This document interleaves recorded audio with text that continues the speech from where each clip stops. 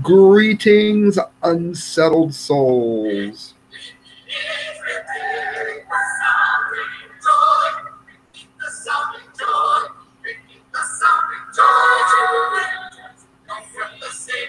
Indeed.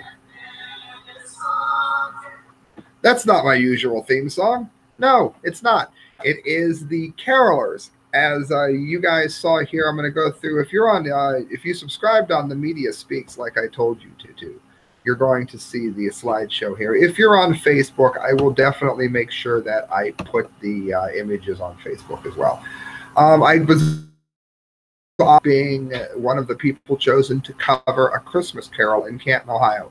Now, get this, understand a couple things I want to say. It's 175 years old this year. Yeah, this is some of the things the man wrote. There are dark shadows on the earth, but its lights are stronger in the contrast. I mean, just an amazing individual was Charles Dickens, which of course, you know, it's the saying, it's going to scare the Dickens out of you. That's where that comes from, of course. And I did some reflecting on it. First of all, I want to go to the performance before I talk about, I guess, what it meant. The performance itself had to have been as close to flawless as anybody could hope to see. John Jones is the gentleman who plays Scrooge, and he's done so for 9 years in a row. Absolutely astounding performance from him. There he is if you're on a screen share. The music of it was fresh. It wasn't the music that was in, and I noticed this last year as well, it's not the musical that most people think of with the version of Scrooge where he ends up going to hell and he's freezing. He's the only person in hell freezing.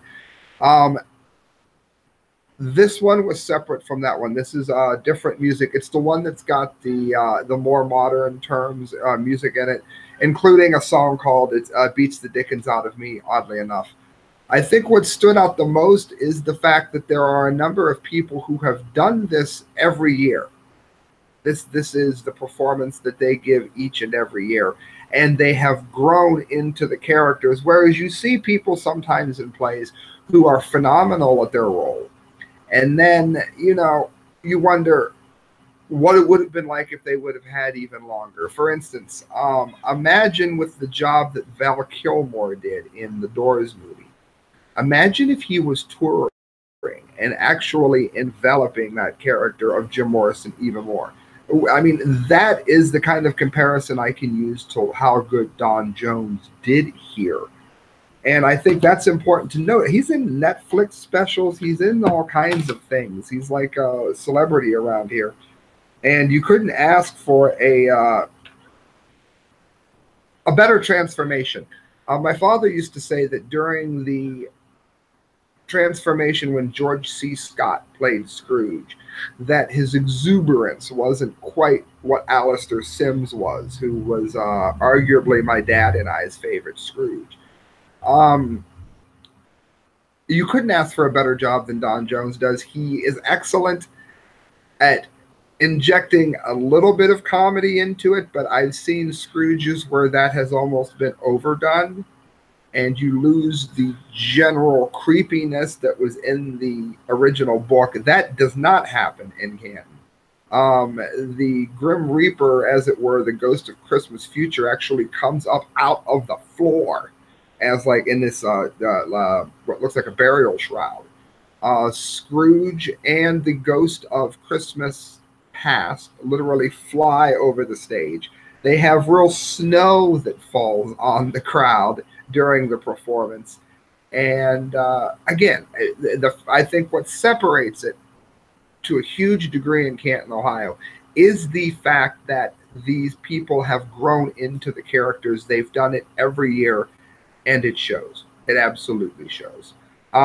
They did an excellent job also with the sets. The sets were moved quickly, and it wasn't in the way of the performance. So, way to go there.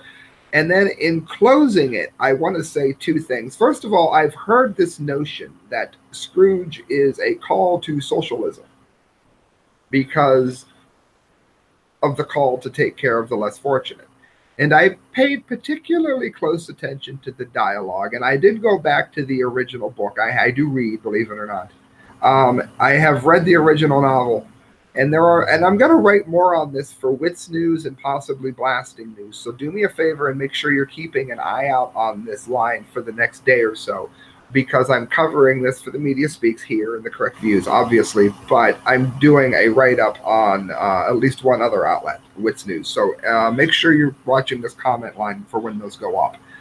But I will say this. I didn't get it as a call to socialism for a number of things. The workhouses and the state prisons that Scrooge had wanted to send the poor to were state-run. He's being chastised for not giving freely of himself, not to the state. He actually mentions that he pays money for the institutions of the workhouses and the prisons. So that seems to be a call to the exact opposite to me. Second of all, when the Ghost of Christmas Present shows the two children, and they did an excellent job with that, by the way, at the Players Guild. They were crawling on the ground, but they did a really good job of not crawling like children, but crawling like zombies in some movie. The director really took time to make sure that they almost slithered to the stage. It was absolutely stuck to the general creepiness of that scene that I think Dickens had originally wanted. Now I'm pretending to be able to think for Dickens. There you go. But that was that was really genuinely creepy. But he says that the boy is the boy is ignorance and the girl is want, and that they were Scrooge's children, and they now cling to him being Christmas. They now cling to Christmas because there was no hope given from him. The onus was not on the state to come and rescue everyone like some great nanny superwoman, but rather it was the job of Scrooge to give when he had been given so much. Like, I'm not a real big fan of Rowling from the Harry Potter series. I liked the first. My wife was way into them. I liked the first ones, and then it sort of got dumb. What was done to Star Wars should be a sin. However, she's one of the most charitable, kind, nice people who have ever lived with her money. I think Scrooge was being called to be like that, to be very charitable and kind, not to give more money to the government, which is going to waste it by the time it trickles down. Lastly, it stood out to me that when Jacob Marley visits Scrooge, Scrooge says, "You were always a good businessman." And Marley replies, "Business, humanity was my business. State's business, not the government's business." So I'm going to write about this and go into more detail. I'm going to, as soon as I log off here, I'm going to write those before the night is over. And I want to say that the Players Guild is running the Full Monty, Newsies, Ada, the Witch in the Wardrobe, Next to Normal, Jesus Christ Superstar, and Titanic this year. And when you donate to them, and no, I'm not making any money, I just want to put this out there because it's really nice. Not only do they send journalists there and people like me there who they treat very kindly, but they also send veterans and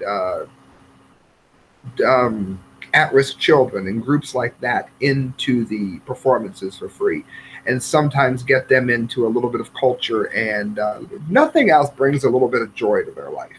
So please do support the Canton Players Guild, and I'll be back tomorrow with the next day of your 12 days of Christmas. Do not forget that you can donate to me too at the correctviews@hotmail.com. It does cost money to go to these shows, to go to plays. Even when they're nice enough to let me in, you still have to get there. I have to get back. Posting time, research time, all of that. Please donate if you can. Good night, guys. God bless. And faithful friends here, Media Speaks.